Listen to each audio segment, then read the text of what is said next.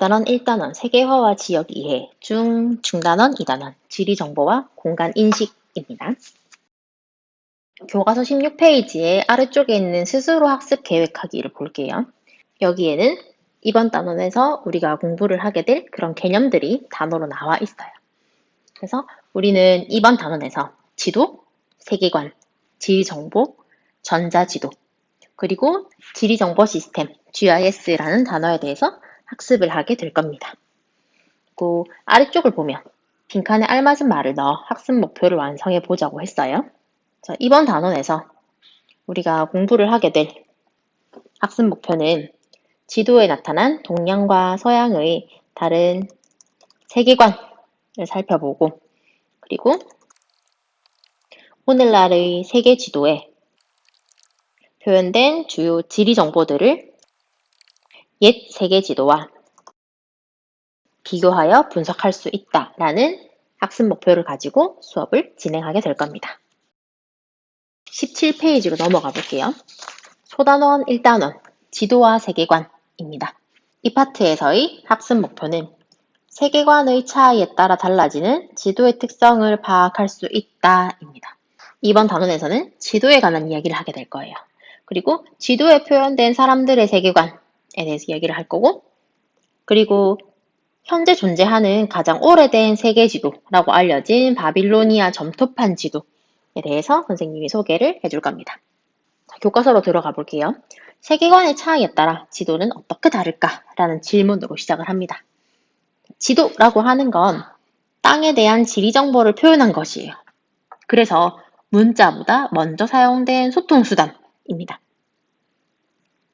사람들은 자신의 경험, 지식, 그리고 자신이 처한 사회적, 경제적 환경에 따라서 지역이나 장소를 서로 다르게 인식해요. 똑같은 장소라고 하더라도 사람들이 가지고 있는 배경 지식, 사람들이 가지고 있는 인식에 따라서 같은 장소를 다르게 인식할 수 있습니다. 이러한 지리적 세계의 인식 범위는 주거지, 지역, 국가, 세계 등으로 점점 확대가 되어져 왔어요. 그래서 지도에는 시대와 장소에 따라서 서로 다른 다양한 세계관이 반영이 되어져 있습니다. 이 말은 지도에는 지도를 만든 제작자의 생각이 반영되어져 있다라는 이야기예요.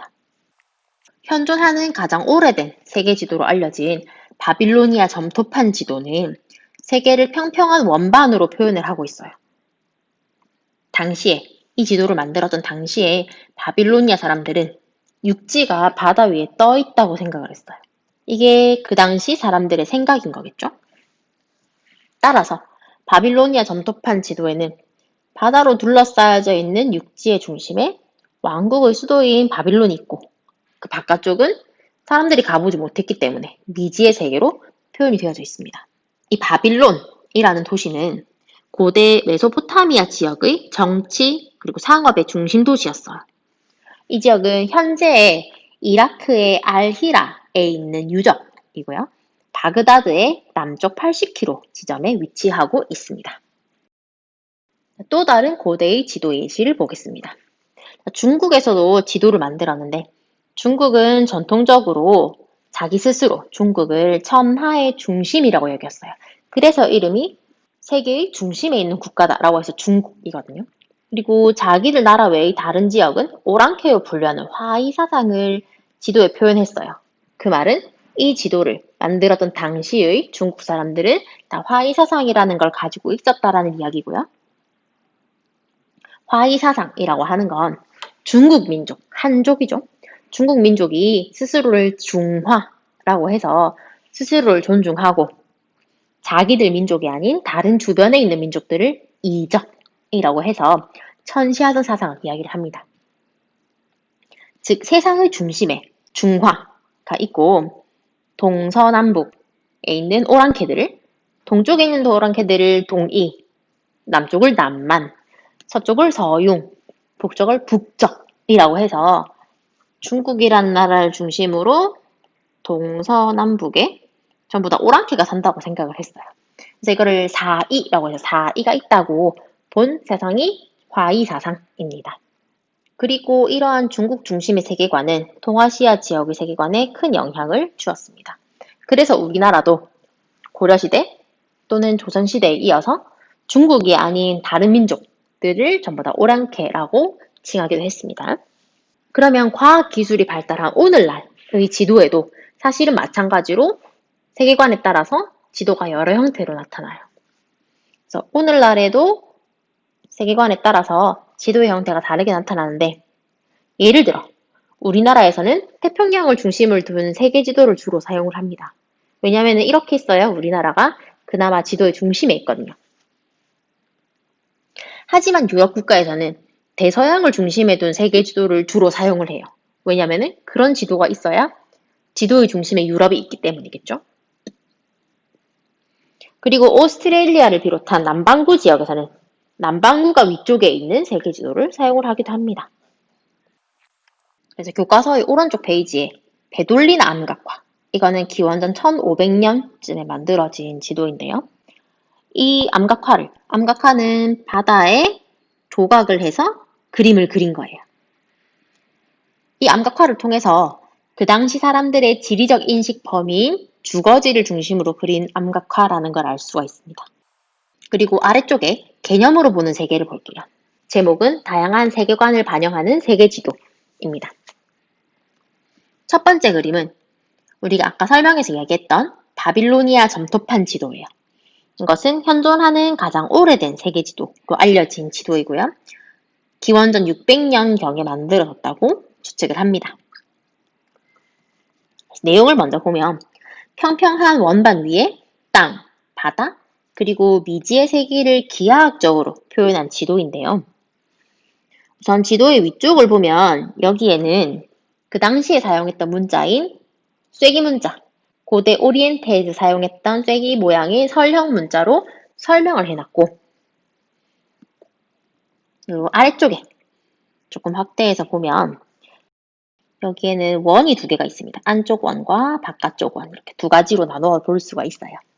안쪽 원의 내부는 현실 세계를 반영을 해서 그림을 지도로 표현을 했어요. 이 현실 세계인 안쪽 원의 내부는 신바빌로니아 왕국을 표현을 했고, 여기 안쪽에 보면 작은 원이 7개 있거든요. 이 작은 원은 도시국가, 신바빌로니아 왕국 안에 있던 도시국가를 표현을 했습니다. 그리고 안쪽 원과 바깥쪽 원 사이는 바다이고, 바다 바깥쪽 지역은 미지의 세계를 표현을 했어요.